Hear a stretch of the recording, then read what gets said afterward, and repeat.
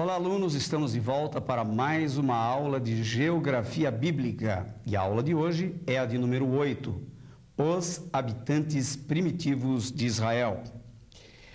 Nos primórdios da história de Israel, antes da chegada do patriarca Abraão à terra, então chamada de Canaã, a região era ocupada por 7 nações conhecidas predominantemente por cananeus, porque eram descendentes do filho mais moço de Cão, filho de Noé. Lembram? Noé tinha 3 filhos, Sem, Cão e Jafé.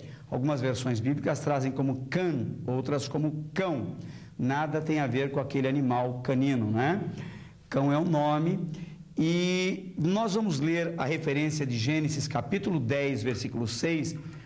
Aliás, o capítulo 10 de Gênesis trata da história das descendências a partir de Noé, dos seus 3 filhos, Sem, Cão e Jafé. Vamos ao capítulo 10, versículo 6 de Gênesis, diz assim: E os filhos de Cã, aqui já diz Cã, na versão Almeida corrigida, são Cuxi e Misraim e Puti e Canaã.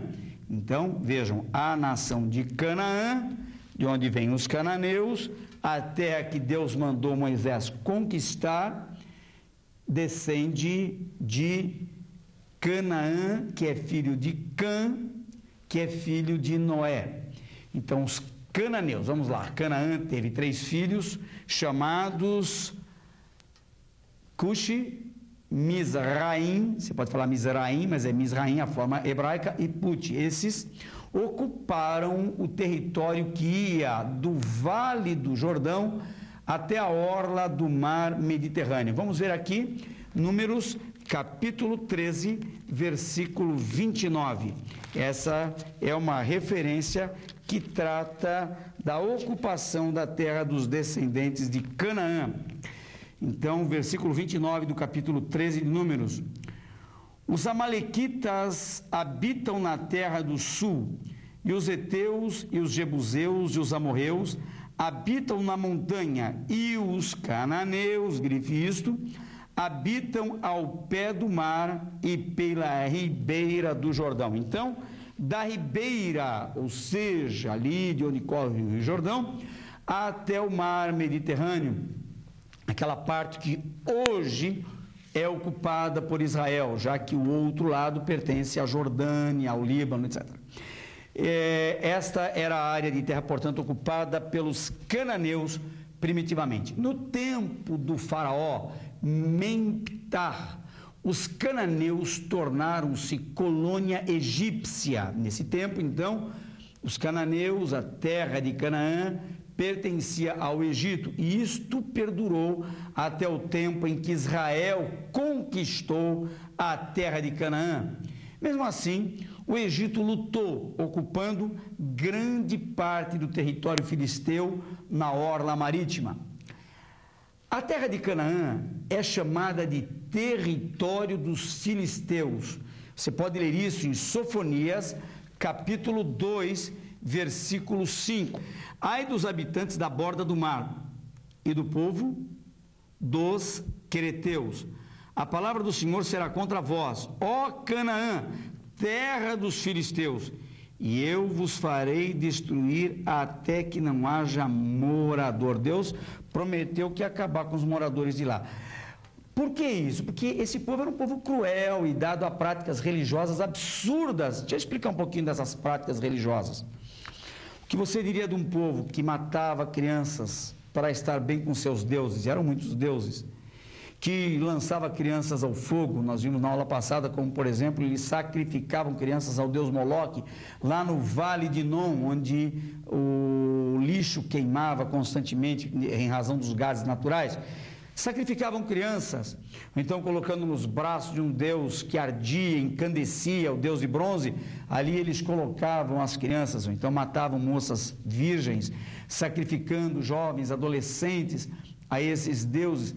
Deus não queria, Deus sempre abominou a idolatria, Agora, quando a idolatria ainda tinha tendências à crueldade, então Deus não queria nem mesmo que esse povo sobrevivesse, porque as maldades, as atrocidades que esse povo praticavam eram insuportáveis aos olhos do próprio Deus. Essa era a razão, porque Deus dera ordem ao seu povo que saíra da terra do Egito de exterminar os moradores. E como dissemos, eram 7 as nações que habitavam a terra de Canaã quando Israel chegou até lá. Muito bem, outro povo conhecido é o povo chamado amorreus. Esse povo vivia do lado ocidental do Mar Morto, em Hebrom, aquela região ali de Hebrom. Nós vamos à referência de Gênesis capítulo 14, versículo 7. Gênesis capítulo 14, Gênesis 14 é onde tem aquele encontro de Abraão com Melquisedeque. Ainda Abrão, né? E Melquisedeque. Depois, então, Abraão. Vamos, então, a Gênesis capítulo 14, versículo 7, que nos diz: Depois tornaram e vieram a Mispate, que é Cádiz, e feriram toda a terra dos amalequitas e também os amorreus, grife aí, que habitavam em Razazon Tamar. Você fala Ra, quando é H no hebraico, o som é aspirado, Ra. Muito bem. Eles também ocupavam ali a região de Siquém, como se pode ler em Gênesis 48, 22, e também aquela região de Gileade e Bazã. Há referências para tudo isso, como agora outra de Deuteronômio, capítulo 3, versículos 8 a 10. Há também, e ali naquelas imediações do Monte Hebron, então eles moravam em lugares diversos, né? Esses povos, eles não tinham parada, eles moravam um tempo aqui, outro tempo ali, às vezes deixavam um grupo aqui, outra parte migrava para outra região, então moravam de forma espalhada. Os amorreus, né? Alguns deles estavam bem no extremo norte ali, no Monte Hermon, que aliás nem pertence a Israel. O Monte Hermon está no sul do Líbano, ali onde estão as Campinas de Golã.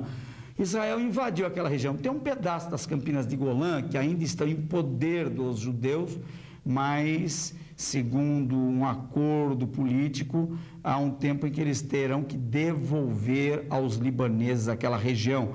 Mas os judeus construíram ali a sua cidade, tem até um kibutz muito bonito ali naquela região das Campinas de Golã, que estão ali na encosta do Monte Hermon, que naqueles dias, nos tempos bíblicos, pertencia a Canaã, mas que mais tarde tornou-se então território do Líbano. Bem, os amorreus fizeram muita oposição aos avanços do povo de Deus. O profeta Ezequiel, por exemplo, descreve Jerusalém como descendente paternal dos amorreus. Aliás, diz que no versículo 3, que nós vamos ler, eram descendentes dos amorreus. O versículo 4 diz que era descendente dos heteus. Então parece que Israel tinha um pai e uma mãe, moralmente falando, que eram respectivamente os amorreus e os heteus, como veremos a seguir. Vamos primeiro à leitura de Ezequiel, capítulo 16, versículo 3. Esse texto, então, nos fala desta filiação. Assim diz o texto sagrado: assim diz o Senhor Jeová a Jerusalém: a tua origem e o teu nascimento procedem da terra dos cananeus. Teu pai era amorreu e a tua mãe heteia. Viram aí? Então, eles dão origem a Jerusalém. Agora, os próprios amorreus têm a sua origem caldaica. Surgiram em 2550 a.C. E o nome amorreu é a transliteração da palavra babilônica Amarru. Nos dias de Abraão, os amarrus dominavam a Ásia Ocidental. Eles eram altos, fortes, de olhos azuis, cabelo louro e de boa aparência. Eles eram bonitos.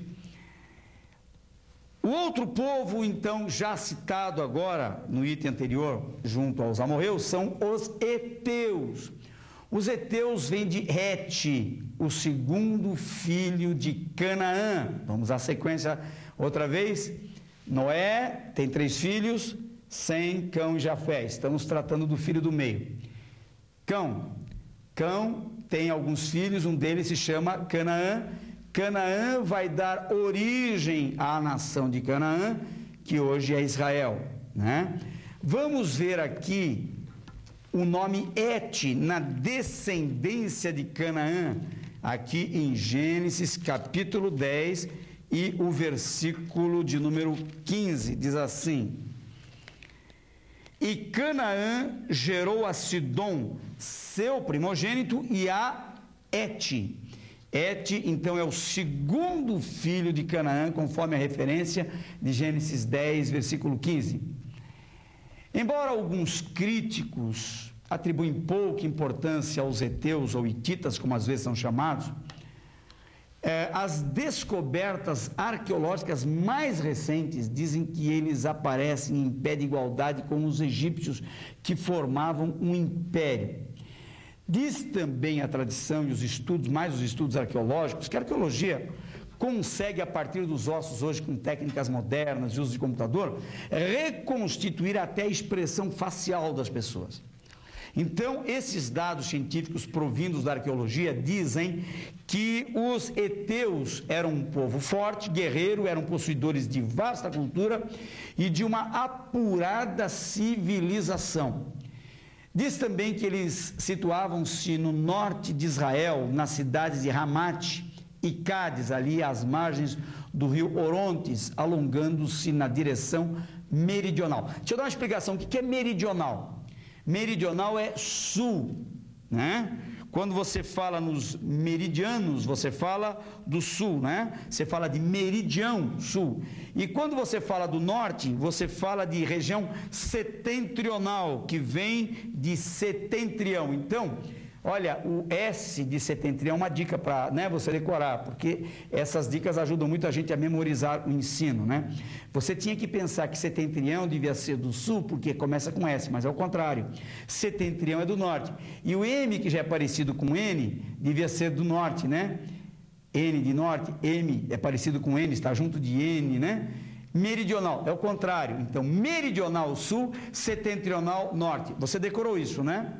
Da mesma forma que oriental é leste e ocidental é oeste. Deu para lembrar? Leste, oriental, oeste, ocidental, norte, o que é mesmo? Setentrional, e região sul, a região meridional. Essas dicas vão ajudando, porque a gente tem que falar muito isso em geografia, né? Uma parte deles vivia, no entanto, no sul do país. Então, enquanto uma parte dos heteus vivia no norte do país, uma parte vivia no sul. Há referências bíblicas sobre eles que nos ajudam a esclarecer a sua história, né? Uma delas, por exemplo, é a de Gênesis capítulo 10, versículo 15, outra de Gênesis 23, 10, 26, 34. São várias referências. Vamos ler uma delas? Vamos ler Gênesis 26, 34. Eu escolhi aleatoriamente uma e vai ser essa de Gênesis capítulo 26, versículo 34. Já que não dá para a gente ficar lendo todas as referências, não é verdade? Gênesis 26, 34 diz: Ora, sendo Esaú da idade de 40 anos, tomou por mulher a Judite, filha de Beri, heteu. Então ele era genro de um heteu, Esaú, e a Bezemate, filha de Elon, o heteu. Olha aqui, com essa atitude dele, ele trouxe aborrecimento aos seus pais, Isaac e Rebeca. E não foi a única vez que ele fez, não. Mais tarde, ele se casa com uma estrangeira novamente para provocar a ira dos seus pais. Essa coisa de filho desobedecer pais, ir contra a instrução, não é de hoje, é histórica, nem antiga. E com isto, ele não foi tão abençoado quanto o seu irmão, não é verdade? Esaú, ainda que Esaú, ele... Se compararmos Esaú com Jacó, nós vamos ver que outro também tinha defeito de caráter, né? O problema da mentira. Mas ao menos se interessou mais pela bênção da primogenitura do que Esaú, né? e apesar da deformidade de caráter, tinha uma intenção melhor, porque visualizava o futuro e com isso tornou-se patriarca da grande nação de Israel. Então, vejam aí, como eu disse agora há pouco, citando Ezequiel, dizendo que que Amorreu era pai, né? Ezequiel diz que também a mãe de Jerusalém é uma mãe eteia, você pode ler lá em Ezequiel 16, versículos 3 e 4. Ao contrário, então, dos amorreus, os heteus não eram altos, mas de pele amarelada, cabelos lisos, olhos escuros e negros, acaçapados e fortes, e a sua fisionomia era acentuadamente mongólica. De acordo com as reproduções fiéis e monumentos egípcios, eles eram feios, não era um povo assim de uma boa aparência, não. No século XII a.C., detiveram o avanço assírio na Ásia Meridional. Então, quando a Assíria quis invadir o sul da Ásia, esse povo aqui impediu que isso acontecesse. Eles impediram mesmo. Mas aos poucos, naquela época eles eram fortes, aos poucos foram perdendo a sua força e por fim foram vencidos por esses mesmos assírios no ano de 712 a.C., lá na Batalha de Carquemis, foi lá em Carquemis. Ainda que a famosa Batalha de Carquemis ocorreu mesmo em 605, mas Carquemis era um palco de grandes batalhas. Numa das batalhas de Carquemis, no caso esta citada, foi quando então eles foram dizimados pelos assírios. Perezeus, vamos ao número 4. Os perezeus ou ferezeus, depende da versão, viu? Às vezes, alguma versão bíblica traz como perizeus, outras como ferezeus, né? É o problema, às vezes, da transliteração do hebraico mais antigo. Então, o nome quer dizer camponês ou aldeão. Eles são também descendentes de Canaã. Vamos ver a referência de Gênesis outra vez? Gênesis capítulo 15, versículo 20. Diz assim... Aqui citando, né, a descendência de Canaã, o Eteu e os ferezeus, os refaíns. Olha aí, o do meio são os ferezeus. O nome indica que eles ocupavam uma posição social inferior à nação em relação aos outros cananeus, né? Os cananeus, em geral, ocupavam as cidades, algumas cidades, enquanto os perizeus habitavam os campos e dedicavam-se à vida agrícola, estavam espalhados por toda a terra de Canaã. E eles estão ali presentes também na contenda, a vida entre os pastores de gado de Abraão e de Ló. Lembram daquela briga lá de Gênesis capítulo 13, versículo 7? Vamos a ela? Gênesis 13, 7, né? Os pastores de Abraão e de Ló entram em contenda, embora Abraão e Ló sejam parentes, né? E houve contenda entre os pastores de gado de Abraão e os pastores de gado de Ló. E os cananeus e os ferezeus habitavam então a terra. Agora, vejam aí, eles, embora apareçam ali na lista dos descendentes de Canaã, eles são distinguidos de Canaã como se fosse uma outra raça. Eles se separam e parece que assentam a sua própria etnia como uma etnia exclusiva. Muito bem, nós vimos então aí a contenda existente entre os descendentes de Canaã, e os descendentes de Ló e os descendentes de Abraão, e essa contenda. Josué encontrou-os quando chegou à terra, lá no capítulo 17, versículo 15 do seu livro. Vamos ver aqui Josué, capítulo 17, versículo 15. Vejam aqui, eles são mencionados. E disse-lhe Josué: se tão grande povo és, sobe ao bosque e corta para ti ali lugar, da terra dos ferezeus, estão citados, e dos refaíns, pois que as montanhas de Efraim são tão estreitas. Então, ele está dando ordem aqui à tribo, aos filhos de José, que é a tribo de Manassés, de estender o seu território até a região que é ocupada pelos ferezeus. Suas terras, na verdade, nessa época, foram ocupadas mesmo pela tribo de Judá. Você pode ler em Juízes, capítulo 1, versículos 4 e 5. Embora fossem quase totalmente destruídos por ocasião da invasão hebreia, alguns deles ainda permanecem até os dias de Salomão. Ali, você pode ler isso em 1 Reis, capítulo 9, versículo 20. Nós vamos ver lá como eles ainda aparecem na história, embora a ordem de Deus é que eles fossem todos exterminados. Diz assim o texto de 1 Reis 9, versículo 20: quanto a todo o povo que restou dos amorreus, heteus, ferezeus, depois os heveus e jebuseus, e que não eram dos filhos de Israel, a seus filhos que restaram depois deles na terra, os quais os filhos de Israel não puderam destruir totalmente, Salomão os reduziu a tributo servil até o dia de hoje. Então, o que fez Salomão? E nós lemos também o versículo 21, né? Salomão que fez, já que havia um resquício desta gente, desses povos aí citados, como, né, os que restaram, não foram totalmente destruídos, repetindo, os amorreus, heteus, fariseus, que nós estamos citando, heveus e jebuseus. Então, já que estavam vivos ainda nos dias do rei Salomão, Salomão trata-os com braço de ferro, aumenta os impostos sobre eles. Bem? Outro povo que veremos agora são os heveus. O nome quer dizer aldeões, povo descendente também de Canaã. Vamos sempre conferindo a referência bíblica. Gênesis, capítulo 10, versículo 17. Gênesis 10, 17. Eu devia deixar a Bíblia aberta toda hora aqui em Gênesis, né? Estou toda hora voltando lá. Vamos lá. 10, 17. Diz assim: e o Eveu, olha aqui, a sequência, né, já viram como só tem nome nessa lista?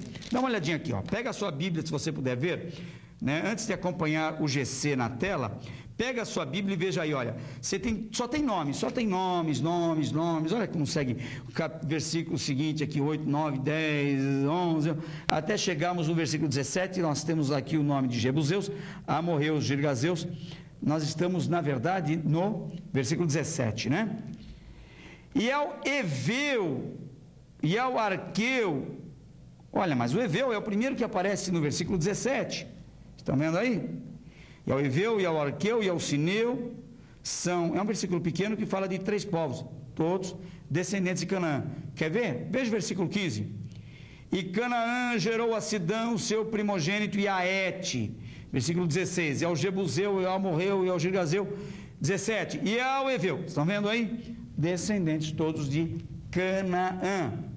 Canaã, esse povo aí, esse povo do qual estamos falando, os heveus, né, ou Eveu, era muito conhecido por seu trabalho na construção do templo de Salomão.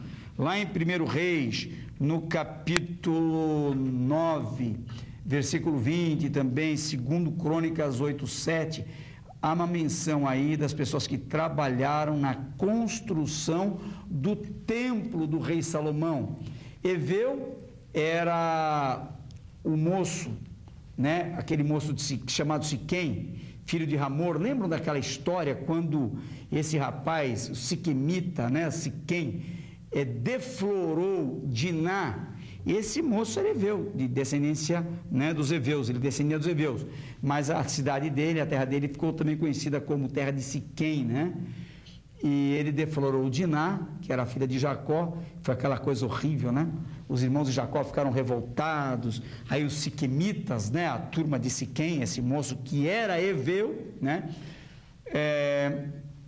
quis fazer um acordo com os irmãos de Diná, os filhos de Jacó, e eles, como forma de se vingar, encontraram nesta busca de Simeão, né, de Siquém, uma oportunidade de vingança. Então nós vamos fazer acordo.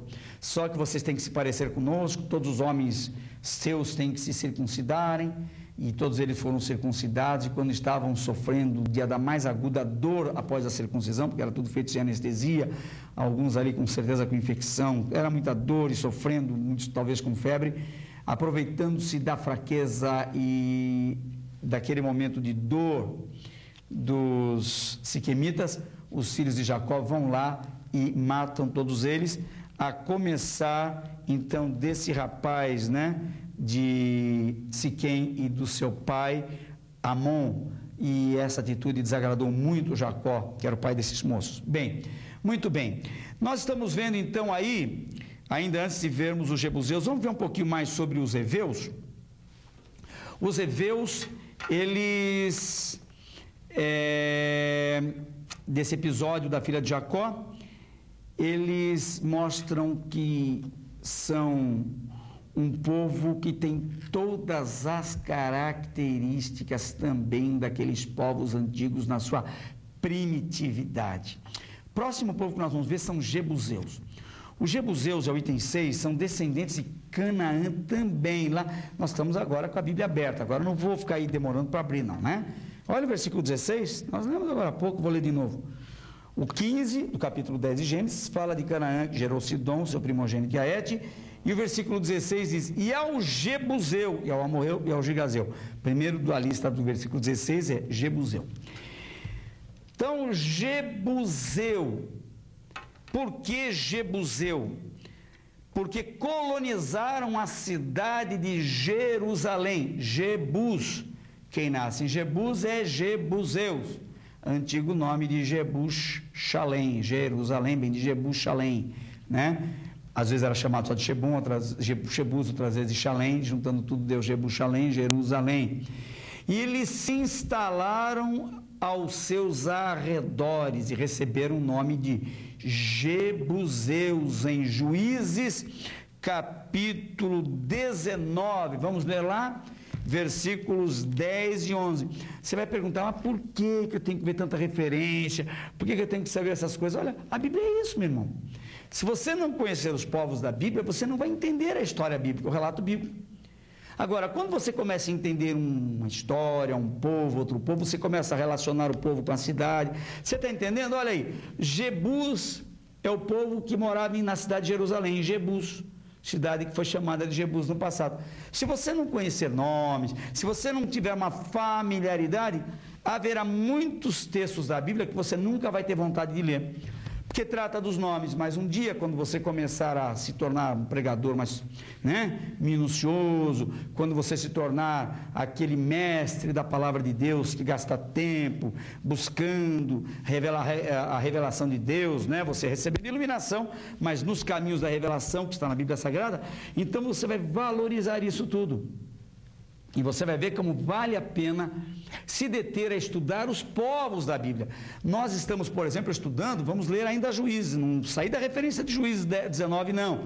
Fique um pouquinho nela aí. Eu quero que você pense comigo, nós não estamos gastando o tempo à toa estudando esses povos, não. Seja paciente e vá conhecendo. De repente, em estudando um desses povos, você descobre aí uma lição homilética linda. Olha, eu vou pregar sobre esse povo, né? Tem povos na Bíblia que vale a pena serem estudados para que se levem lições preciosas à igreja. Vamos à leitura de Juízes, então. Juízes 19, 10 e 11, como eu prometi, né?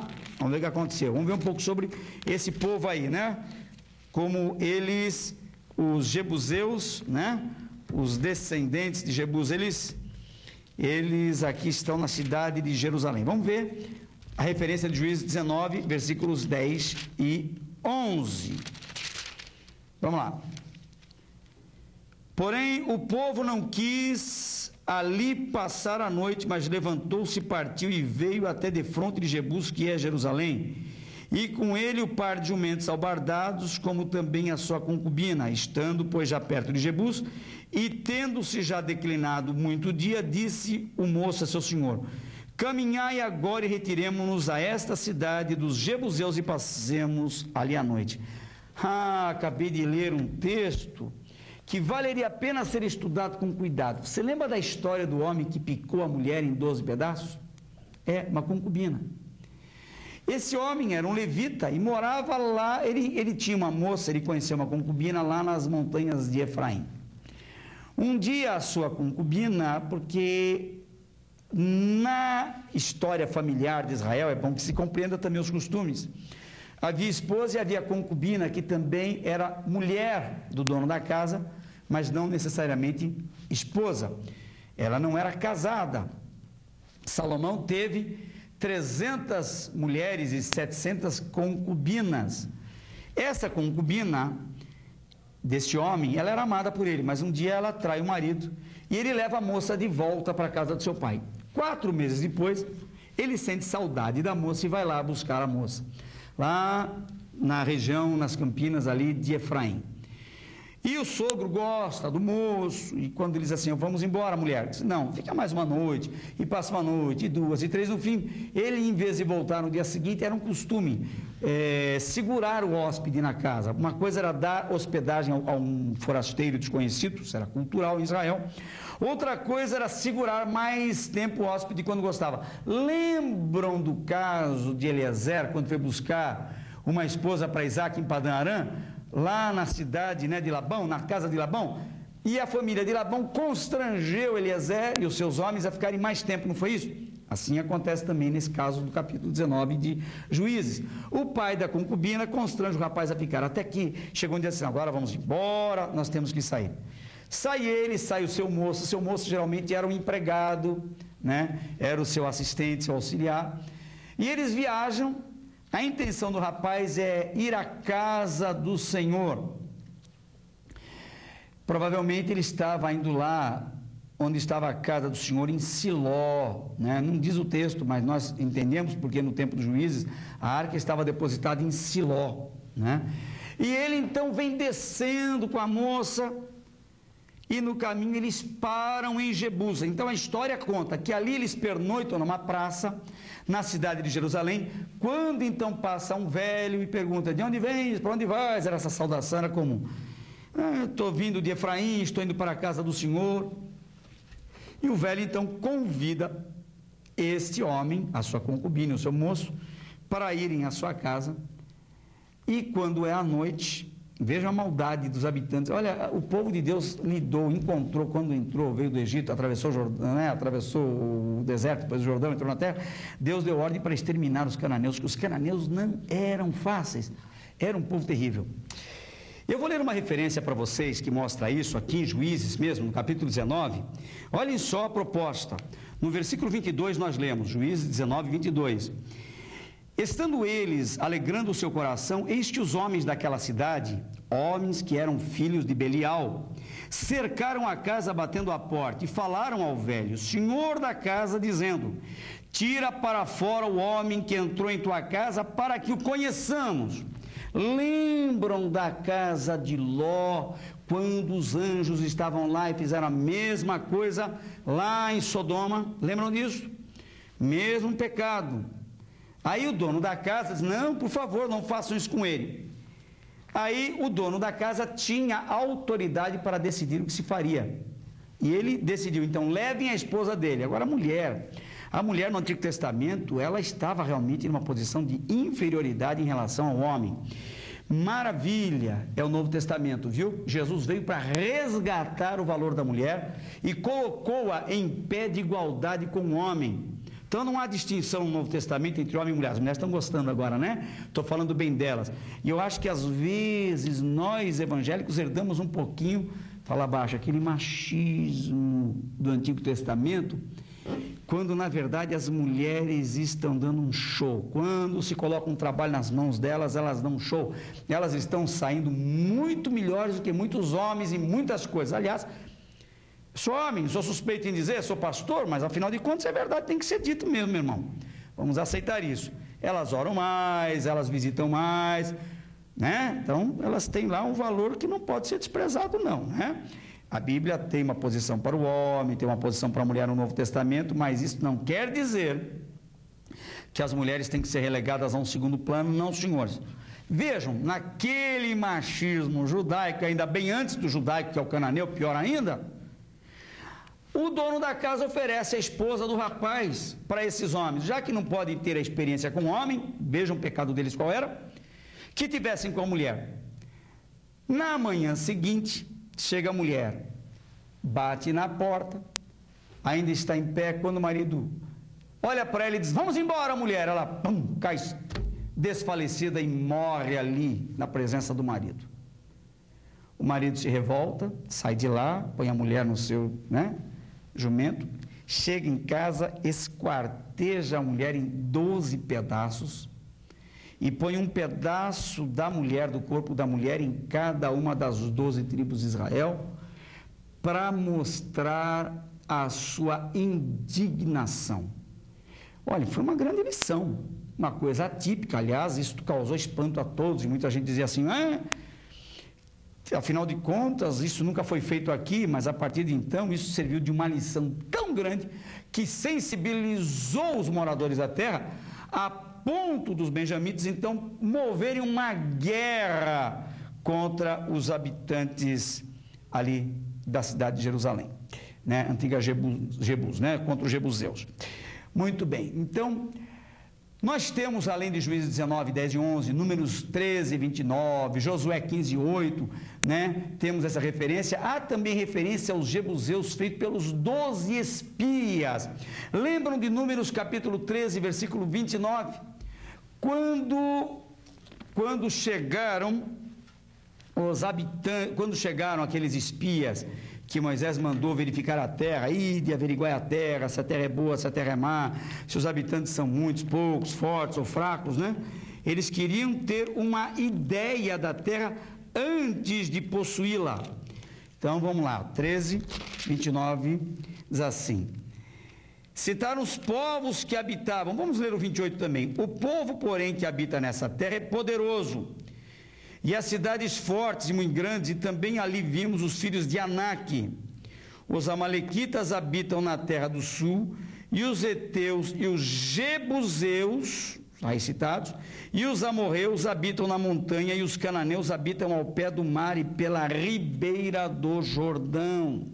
Viram aí? São citados. Eles construíram no Monte Ofel, ao sul do Monte Moriá, aquele monte pequenininho, lembram, de pedra, cercado, que está dentro daquele templo, daquela mesquita islâmica? Ali está o Monte Moriá. Eles construíram ali ao lado uma fortaleza que ninguém era capaz de penetrar. Joabe, o sobrinho de Davi, descobriu ali o canal que abastecia a cidade de Jebus, e penetrou nela. Davi conquistou essa cidade, fazendo-a se chamar a cidade de Davi. Então, nós temos duas cidades na Bíblia chamadas de cidade de Davi. Uma cidade de Davi é a cidade de Belém, porque ele nasceu em Belém, mas Jerusalém também passou a ser chamada de cidade de Davi, o rei Davi. O amigo de Davi, chamado Araúna, vendeu para ele a colina que ele pediu para sacrificar, fazer um culto de sacrifício a Deus nesse lugar. Lembram? Está lá em 2 Samuel, capítulo 24, versículos 18 a 25. Davi queria oferecer um grande culto a Deus. E ele olhou aquela campina e disse assim, era esse campo que eu queria ter. E ele perguntou, como ele era rei, tinha condições de saber quem era o proprietário, e alguém disse, olha, o dono disto é teu amigo Araúna. E ele disse assim, diga para Araúna que eu quero comprar esse campo, porque eu quero oferecer nele um grande culto de sacrifício a Deus. Quando chegaram lá, os emissários de Davi perguntaram a Araúna se ele queria vender o campo. Araúna disse, de jeito nenhum, eu não vou vender esse campo para Davi. Davi é meu amigo, eu vou dar para ele o campo. Aí chegaram com a notícia, não, olha, Araúna disse que não quer vender o campo, ele disse que quer lhe doar o campo, porque ele é seu amigo, ainda mais que é para a intenção de sacrificar a Deus. Eu gosto muito da resposta que Davi deu. Davi disse, não, eu quero comprar, porque eu não quero oferecer a Deus nada que não me custe sacrifício. O culto no Antigo Testamento, evidentemente, era caracterizado pelo sacrifício. Além do sacrifício de sangue, era também um sacrifício pessoal dele, de gastar para fazer tudo aquilo. Esse princípio ainda é válido no Novo Testamento. Não estou me referindo ao sacrifício de sangue, porque Jesus já derramou sangue, nós não temos mais que fazer isso. Mas nós temos que oferecer os nossos corpos em sacrifício vivo, diz Paulo, né? Corpos em sacrifícios, se fosse para combinar com corpos, mas o nosso corpo em sacrifício vivo, no caso, né? Como diz Paulo em Romanos capítulo 12, ele diz, né, irmãos, né, rogo-vos pela compaixão de Deus, que apresenteis os vossos corpos, lembra, em sacrifício vivo, santo e agradável a Deus, que é o vosso culto racional.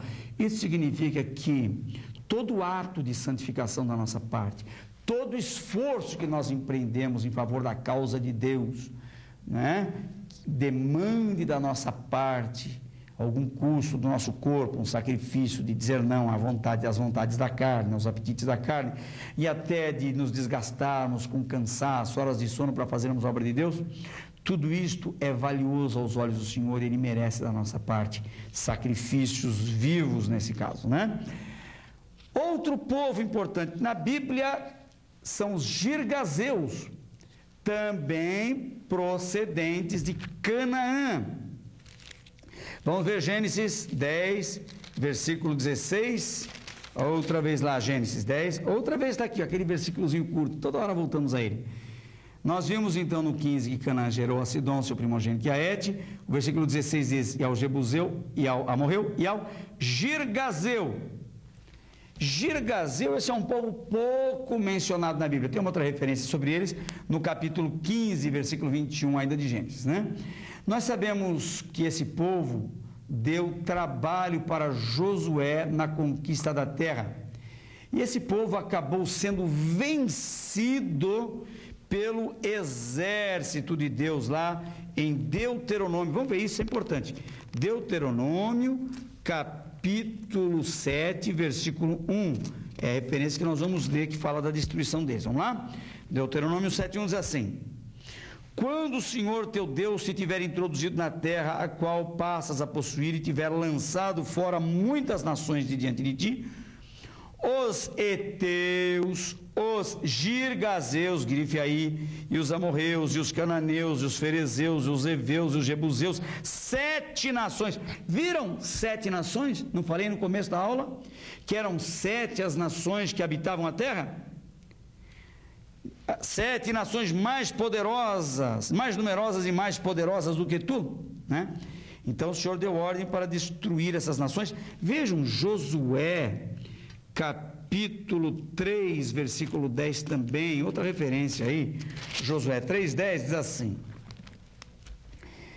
disse mais Josué, nisto conhecereis que o Deus vivo está no meio de vós, e que de todo lançará de diante de vós os cananeus, e os heteus, e os heveus, e os ferezeus, e os girgazeus, grife outra vez, e os amorreus, e os jebuseus, as 7 nações novamente citadas aqui. Deixa eu dar um esclarecimento, que eu estou lendo várias vezes em Gênesis capítulo 10, que esses povos, terminados em eus, são filhos de Canaã, por isso são cananeus.